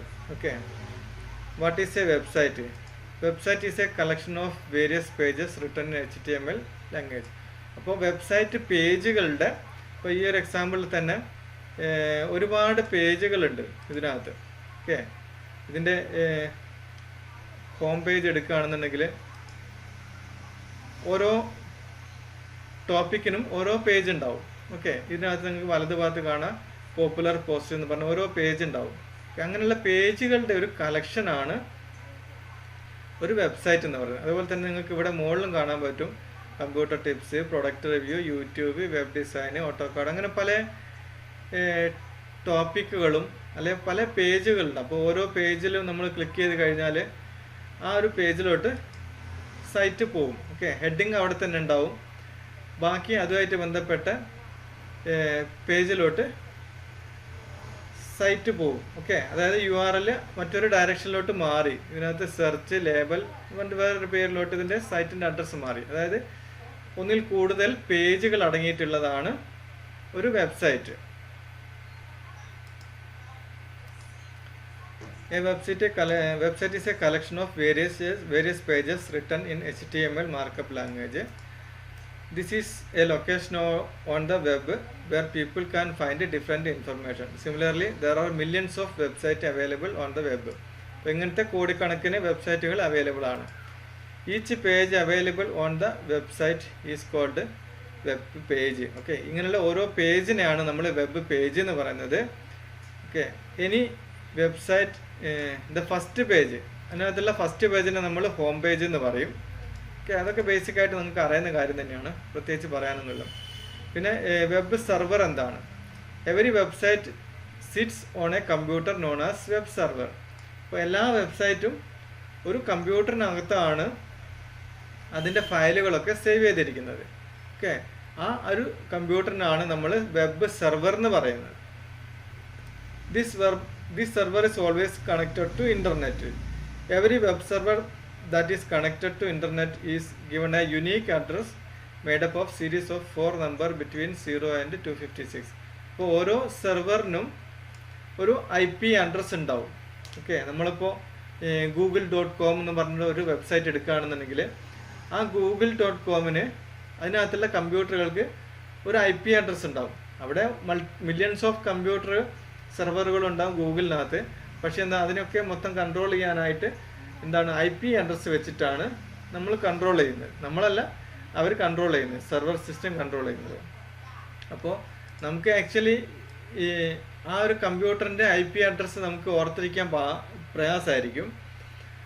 അതിന് പകരമാണ് നമ്മൾ ഈ ഡൊമൈൻ നെയിമായിട്ട് ഗൂഗിളിൽ നിന്ന് റീപ്ലേസ് ചെയ്യുന്നത്. ഇപ്പോൾ ഫോർ എക്സാമ്പിൾ ഇതൊരു വെബ്സൈറ്റിൻ്റെ അഡ്രസ്സ് ആണെങ്കിൽ അതിന് പകരം നമ്മൾ ഇത് യാഹുവിൻ്റെ നമ്പറാണെന്നുണ്ടെങ്കിൽ yahoo.com എന്ന് കൊടുക്കും. അപ്പോൾ അങ്ങനെ നമുക്ക് ഈ നമ്പറിന് പകരം ഡൊമൈൻ നെയിം യൂസ് ചെയ്യാൻ പറ്റും. When you register a web address also known as the domain name, you have to specify the IP address of the web server that will host the site. ഒരു website register ചെയ്യുന്ന സമയത്ത് നമ്മളെ സിസ്റ്റത്തിൻ്റെ IP address ഏതാണോ അതും കൂടെ നമ്മൾ provide ചെയ്യണം. നമ്മുടെ സിസ്റ്റത്തിൻ്റെ എന്നല്ല ഇതിനകത്ത് ഉദ്ദേശിക്കുന്നത്, നമ്മൾ ഈ ഏത് സെർവറിലാണോ നമ്മുടെ കമ്പ്യൂട്ടറിൻ്റെ അല്ലെങ്കിൽ വെബ്സൈറ്റിൻ്റെ ഇൻഫർമേഷൻ സ്റ്റോർ ചെയ്ത് വെച്ചിരിക്കുന്നത് ആ കമ്പ്യൂട്ടറിൻ്റെ IP അഡ്രസ്സ് ആയിരിക്കണം നമ്മൾ വെബ്സൈറ്റ് രജിസ്റ്റർ ചെയ്യുമ്പോൾ കൊടുക്കേണ്ടത്. അതിൽ നമ്മൾ കൂടുതലായിട്ട് ഇത്ര ഡീറ്റെയിൽ ആയിട്ടൊന്നും പോകണ്ട, നിങ്ങൾ അറിഞ്ഞിരുന്നാൽ മതി. വെബ് സെർവർ എന്ന് പറഞ്ഞു കഴിഞ്ഞാൽ ഒരു വെബ്സൈറ്റും സ്റ്റോർ ചെയ്തിരിക്കുന്ന കമ്പ്യൂട്ടറാണ് വെബ് സെർവർ. ഓക്കെ, അത് ഓർത്തിരുന്നാൽ മതി, കൂടുതൽ ഡീറ്റെയിൽ ആയിട്ട് പോകണമെന്നില്ല. What is a web browser? Web browser are software installed on PC. To access the web, you need web browsers such as Google Chrome, Firefox, Internet Explorer. അങ്ങനെയുള്ള കാര്യങ്ങളിലാണ് നമ്മൾ web browser എന്ന് പറയുന്നത്. Currently you must be using any sort of web browser. നമ്മൾ എന്ത് കാണണമെന്നുണ്ടെങ്കിലും ഗൂഗിളിലോ യൂട്യൂബോ ഫേസ്ബുക്കോ എന്താണെങ്കിലും അതാണ് ഒരു ബ്രൗസറിലാണ് നമ്മൾ അതൊക്കെ കാണുന്നത്. യൂട്യൂബ് ആണെങ്കിലും ഇതിനകത്ത് ഗൂഗിളിനകത്തോ അല്ലെങ്കിൽ ഫയർഫോക്സിനകത്തോ ആണ് കമ്പ്യൂട്ടറിൽ നമ്മൾ കാണുന്നത്. മൊബൈലിലാണെങ്കിൽ ഓരോന്നിനും സെപ്പറേറ്റ് ആപ്ലിക്കേഷൻ ഉണ്ട്, എങ്കിലും അതിനകത്തും ഈ പ്രോട്ടോക്കോളൊക്കെ യൂസ് ചെയ്തിട്ടാണ് ആപ്ലിക്കേഷൻസൊക്കെ വർക്ക് ചെയ്യുന്നത്.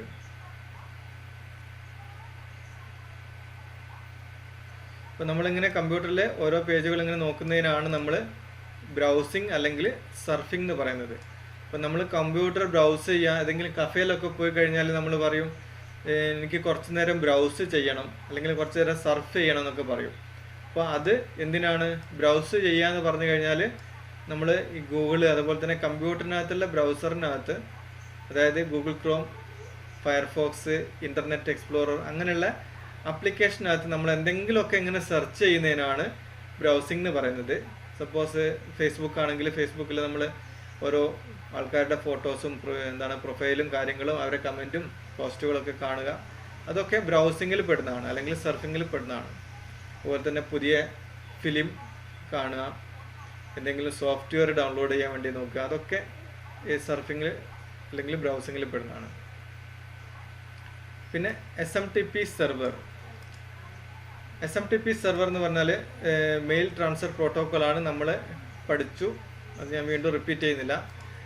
ISP എന്ന് പറഞ്ഞു കഴിഞ്ഞാൽ ഇൻ്റർനെറ്റ് സർവീസ് പ്രൊവൈഡർ ആണ്. അതിനെപ്പറ്റി നമ്മൾ പഠിച്ചു. അതിന് എക്സാമ്പിളാണ് ഈ നമ്മുടെ ജിയോ നെറ്റ്വർക്ക്, പിന്നെ വോഡാഫോൺ, ഐഡിയ, അതുപോലെ തന്നെ BSNL. അതൊക്കെ എന്താണ്? ഇൻ്റർനെറ്റ് സർവീസ് പ്രൊവൈഡർ ആണ്. നമുക്ക് കമ്പ്യൂട്ടറുകളിലും മൊബൈലിലേക്കൊക്കെ ഇൻ്റർനെറ്റ് സർവീസ് തരുന്ന കമ്പനികളാണ് ഈ internet service provider. Okay, they are companies who provide you service in terms of internet connection to connect your internet. HTML എന്ന് പറഞ്ഞു കഴിഞ്ഞാൽ ഹൈപ്പർ ടെക്സ്റ്റ് മാർക്കപ്പ് ലാംഗ്വേജ്. വെബ്സൈറ്റുകളൊക്കെ ക്രിയേറ്റ് ചെയ്തിരിക്കുന്നത് ഈ ഒരു ലാംഗ്വേജിലുള്ള ഈ ഒരു ലാംഗ്വേജ് യൂസ് ചെയ്തിട്ടാണ്. This is the language in which we write web pages on any website. വെബ്സൈറ്റുകളൊക്കെ ക്രിയേറ്റ് ചെയ്യാൻ യൂസ് ചെയ്യുന്ന ലാംഗ്വേജാണ് ഹൈപ്പർ ടെക്സ്റ്റ് മാർക്കപ്പ് ലാംഗ്വേജ്, അതായത് HTML എന്ന് പറയുന്നത്. അപ്പോൾ നമ്മൾ ഓരോരോ വെബ്സൈറ്റിൻ്റെ ലാസ്റ്റിൽ നോക്കിക്കഴിഞ്ഞാലും നിങ്ങൾക്ക് കാണാൻ പറ്റും HTML എന്ന് പറഞ്ഞിട്ട് കാണാൻ പറ്റും. ഓരോ ഫയലിൻ്റെ വെബ്സൈറ്റിനകത്തുള്ള ഓരോ ഫയലിൻ്റെ മുകളിൽ നിങ്ങൾക്ക് ഇവിടെ കാണാൻ പറ്റും .html എന്നുള്ള ഹൈപ്പർ ടെക്സ്റ്റ് മാർക്കപ്പ് ലാംഗ്വേജ് എന്ന് പറഞ്ഞാൽ അതാണ് HTML എന്ന് പറയുന്നത്. പിന്നെ എന്താണ് hyper link or simply link. Hyper this is the subset of standard generalised markup language. SGMLൻ്റെ എന്താണ് സബ്സെറ്റ് ആയിട്ടാണ് HTML വരുന്നത്. For electronic publishing and specific standard using the world wide web. പിന്നെ ഹൈപ്പർ ലിങ്ക് എന്ന് പറഞ്ഞു കഴിഞ്ഞാൽ എന്താണ്? നമ്മൾ നിങ്ങൾക്ക് വാട്സപ്പിലും അതുപോലെ തന്നെ മറ്റുള്ള ഗ്രൂപ്പുകളിലൊക്കെ എന്തെങ്കിലും ലിങ്ക് അയച്ചു തരും അല്ലേ? ഇപ്പോൾ ഞാനിപ്പോൾ ഗൂഗിൾ മീറ്റിൻ്റെ ലിങ്ക് അയക്കുന്നത് അത് ഹൈപ്പർ ലിങ്ക് എന്ന് വേണമെങ്കിൽ പറയാം. ഏതെങ്കിലും ഒരു ടെക്സ്റ്റ് അതിനെ ക്ലിക്ക് ചെയ്യുമ്പോൾ അതൊരു വെബ്സൈറ്റിലേക്ക് പോകുന്നുണ്ടെങ്കിൽ അത് ശരിക്ക് ഒരു ഹൈപ്പർ ലിങ്ക് ആണ്. A hyper link or simply A link is A selectable element in the electronic documents that serves as an access point to other electronic resources. Typically, you can click the hyperlink to access the linked resource. അപ്പോൾ ഒന്നുമില്ല, ബേസിക്കായിട്ട് നമുക്ക് ഏതെങ്കിലും ഒരു ലിങ്കിൽ click ചെയ്തിട്ട് ആ link മറ്റൊരു റിസോഴ്സിലേക്ക് അല്ലെങ്കിൽ മറ്റൊരു വെബ്സൈറ്റിലേക്ക് പോകുന്നുണ്ടെങ്കിൽ അതിനെ നമ്മൾ ഹൈപ്പർ ലിങ്ക് എന്ന് പറയും. പിന്നെ ഡൊമൈൻ നെയിം സിസ്റ്റം, DNS എന്ന് പറഞ്ഞാൽ എന്താണെന്നുള്ളത് DNS നമ്മൾ ഡീറ്റെയിൽ ആയിട്ട് പഠിക്കാൻ പോകുന്നുണ്ട്. DNS എന്ന് പറഞ്ഞാൽ ഡൊമൈൻ നെയിം സിസ്റ്റം ആണ്. DNS stand for domain name system. When someone types your domain name, for example www.example.com, the browser will ask the domain name system to find the IP address. ഇപ്പോൾ നമ്മൾ google.com എന്ന് type ചെയ്യുമ്പോൾ നമ്മൾ actually കമ്പ്യൂട്ടറിൻ്റെ ബ്രൗസറിനകത്ത് google.com എന്ന് പറഞ്ഞ് type ചെയ്യും. Okay, പക്ഷേ അത് എവിടേക്കാണ് പോകുന്നത്? ഗൂഗിളിൻ്റെ IP അഡ്രസ്സിലേക്കാണ് നമ്മൾ റിക്വസ്റ്റ് കൊടുക്കുന്നത്. കാരണം പക്ഷേ നമുക്ക് നമ്മുടെ ഗൂഗിളിൻ്റെ വെബ്സൈറ്റിൻ്റെ അഡ്രസ്സൊന്നും നമുക്കറിയില്ല. നമ്മൾ ഗൂഗിളിൽ അതായത് വെബ്സൈറ്റിനകത്ത് google.com അല്ലെങ്കിൽ facebook.com എന്ന് ടൈപ്പ് ചെയ്യുമ്പോൾ കമ്പ്യൂട്ടറിനകത്ത് നിന്ന്, അതായത് browser, Mozilla Firefox, internet explorer അങ്ങനെയുള്ള ബ്രൗസർ എന്താ ചെയ്യുന്നത്? നേരിട്ട് ഡൊമൈൻ നെയിം സിസ്റ്റത്തിനകത്തോട്ട്, അതായത് ഡൊമൈൻ നെയിം സെർവറിലോട്ട് പോകും. ഓക്കെ, ഡൊമൈൻ നെയിം സെർവറിൽ പോയിട്ട് എന്താണ് ഇതിൻ്റെ IP അഡ്രസ്സ്, നമ്മൾ ടൈപ്പ് ചെയ്ത facebook.comൻ്റെ IP അഡ്രസ്സ് ഏതാണെന്നുള്ളത് നോക്കും. ഓക്കെ, അപ്പോൾ ശരിക്കും ഇത് ഒരു വഴി ചോദിക്കുന്നത് പോലെയാണ്. നമുക്ക് വഴി അറിയാത്ത ഒരു സ്ഥലത്തോട്ട് പോകാം. അപ്പോൾ നമ്മൾ അതിൻ്റെ കാര്യങ്ങളൊക്കെ പറയും. ഒരു ഹോസ്പിറ്റലാണ്, എന്താണ് അങ്ങനെ കാര്യങ്ങളൊക്കെ പറയും. അപ്പോൾ നമ്മൾ ഒരാളോട് ചോദിച്ചു കഴിഞ്ഞാൽ അവർ പറഞ്ഞു തരും നമുക്ക് വഴി. നമുക്ക് ഈ ഒരു റൂട്ടിൽ പോയാൽ ആ ഹോസ്പിറ്റലിൽ എത്താമെന്ന് പറയും. അതേ രീതിയിൽ തന്നെയാണ് ഏതാണ്ട് ഇത് വർക്ക് ചെയ്യുന്നത്. ഇപ്പോൾ നമ്മൾ ഗൂഗിളിലേക്കാണ് പോകേണ്ടത് അല്ലെങ്കിൽ ഫേസ്ബുക്കിലേക്കാണ് പോകേണ്ടതെങ്കിൽ നമ്മൾ facebook.com എന്ന് ടൈപ്പ് ചെയ്യും ബ്രൗസറിനകത്ത്. അപ്പോൾ ബ്രൗസർ അത് ഡൊമൈൻ നെയിം സെർവർ സിസ്റ്റത്തിനകത്ത് ഫോർവേഡ് ചെയ്യും. ഇപ്പോൾ ഡൊമൈൻ നെയിം സെർവർ എന്താണ്, അവിടെ എല്ലാ ഡൊമൈൻ്റെയും ഒരു ലിസ്റ്റ് ഉണ്ടാവും. ആ ഡൊമൈൻ നെയിം സെർവർ എന്താ ചെയ്യുന്നത്? ഈ facebook.com എന്ന് പറഞ്ഞ ആ ഒരു വെബ്സൈറ്റിൻ്റെ ആക്ച്വൽ IP അഡ്രസ്സ് എന്താണെന്നുള്ളത് നമ്മുടെ വെബ്സൈറ്റിനോട്ട് പറഞ്ഞു കൊടുക്കും. അപ്പോൾ വെബ്സൈറ്റ് വീണ്ടും ആ ഒരു IP അഡ്രസ്സ് ഇൻ്റർനെറ്റിൽ സെർച്ച് ചെയ്യും. അപ്പോൾ ആ ഒരു IP അഡ്രസ്സിൽ ഇൻ്റർനെറ്റ് കിട്ടിക്കഴിഞ്ഞാൽ അത് ഗൂഗിളിൻ്റെ IP അഡ്രസ്സിൽ അല്ലെങ്കിൽ ഫേസ്ബുക്കിൻ്റെ IP അഡ്രസ്സ് കിട്ടിക്കഴിഞ്ഞാൽ അതിനകത്തോട്ട് ഡയറക്റ്റ് പോയിട്ട് എന്താണ് നമ്മൾ ആവശ്യപ്പെട്ട വെബ്സൈറ്റിൻ്റെ അകത്തുള്ള ഡീറ്റെയിൽസ് നമുക്ക് പ്രൊവൈഡ് ചെയ്യും. ഇപ്പോൾ ഇത് DNS എന്ന് പറയുന്നത് ഒരു ടെലിഫോൺ ഡയറക്ടറി പോലെയും നമുക്ക് പറയാൻ പറ്റും. നമുക്കിപ്പോൾ ഒരു ഡോക്ടറുടെ അതായത് നമ്മുടെ വീടിനടുത്തുള്ള ഒരു ഡോക്ടറുടെ ടെലിഫോൺ നമ്പറാണ് കിട്ടേണ്ടതെങ്കിൽ നമുക്ക് നമ്പർ ഓർത്തിരിക്കാൻ പറ്റില്ല. പക്ഷേ ആ ഡോക്ടറുടെ അല്ലെങ്കിൽ ആ ഒരാളുടെ പേര് നമുക്കറിയാം, ഏത് സെക്ഷനാണ്, ഡെൻ്റൽ സെക്ഷനാണോ അല്ലെങ്കിൽ ഹാർട്ട്, അത് കാര്യങ്ങളൊക്കെ അറിയാം. അപ്പോൾ അത് വെച്ച് നമ്മൾ ഡയറക്ടറിയിൽ സെർച്ച് ചെയ്യും, ടെലിഫോൺ ഡയറക്ടറിയിൽ. അപ്പോൾ നമുക്ക് അവിടെ നിന്നൊരു നമ്പർ കിട്ടും. ആ നമ്പർ കിട്ടി നമ്മൾ അതും കൊണ്ട് വെറുതെ ഇരിക്കില്ല, നമ്മൾ ഫോൺ എടുത്തിട്ട് ആ നമ്പറിലേക്ക് വിളിക്കും അല്ലേ. അപ്പോൾ അതേ രീതിയിൽ തന്നെയാണ്, ആ ഫോൺ എടുത്ത് വിളിച്ചു കഴിഞ്ഞാൽ അവിടുന്ന് ഡോക്ടർ റെസ്പോണ്ട് ചെയ്യും. അതേ രീതിയിലാണ് നമ്മൾ ഫേസ്ബുക്കിലേക്ക് കണക്ട് ചെയ്യുന്നത്. നമ്മൾ ഗൂഗിളിനകത്ത് ഫേസ്ബുക്കിൽ നിന്ന് ടൈപ്പ് ചെയ്യും. അപ്പോൾ ഡൊമൈൻ നെയിം സെർവർ നമുക്ക് ഫേസ്ബുക്കിൻ്റെ അഡ്രസ്സ് പറഞ്ഞു തരും. അതിനുശേഷം ആ അതായത് ഗൂഗിൾ ക്രോമോ മൊസില്ല ഫയർഫോക്സോ ഏതാണോ യൂസ് ചെയ്യുന്നത് അവിടുന്ന് വീണ്ടും എന്താണ് ഈ DNS ഡൊമൈൻ നെയിം സിസ്റ്റം പറഞ്ഞു തന്നിട്ടുള്ള ഫേസ്ബുക്കിൻ്റെ അഡ്രസ്സിലോട്ട് കമ്മ്യൂണിക്കേറ്റ് ചെയ്യും. എന്നിട്ട് അവിടുന്ന് ഫേസ്ബുക്കിൻ്റെ സെർവർ നമുക്ക് തരുന്ന ഡീറ്റെയിൽസ് നമുക്ക് ഡിസ്പ്ലേ ചെയ്ത് തരും. അങ്ങനെയാണ് ഡൊമൈൻ നെയിം സിസ്റ്റം വർക്ക് ചെയ്യുന്നത്. Okay, domain name system when you type domain name, for example example.com, the browser will ask the domain name system to find the IP address of the host site. Okay, when you register your domain name, your IP address should be put in the domain along with the domain name. Without doing it, your domain name will not function properly. W3C ഞാൻ നേരത്തെ പറഞ്ഞു, ഇതാണ് consortium with international consortium that companies involves with internet worldwide. The W3C was founded in 1994.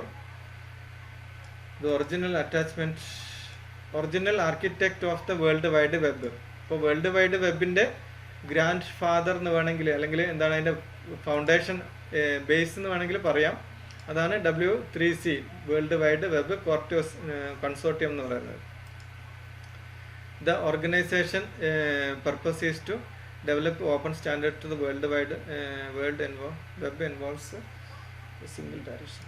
W3C is the chief standard body of the HTML and HTTP. Okay. ഇപ്പോൾ ഇത്രയേ ഉള്ളൂ ഈ ഇൻ്റർനെറ്റിൻ്റെ ബേസിക്കായിട്ട് പറയാനുള്ളത്.